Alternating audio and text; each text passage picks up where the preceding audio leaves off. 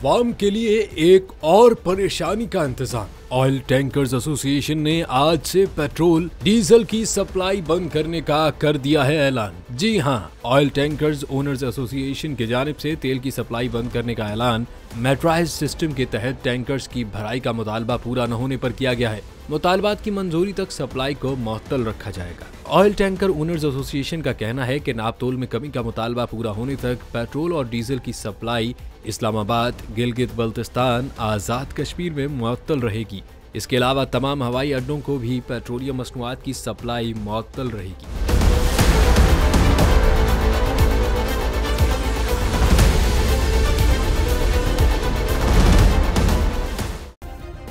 Subscribe करें और bell दबाएं ताकि कोई खबर रह न जाए।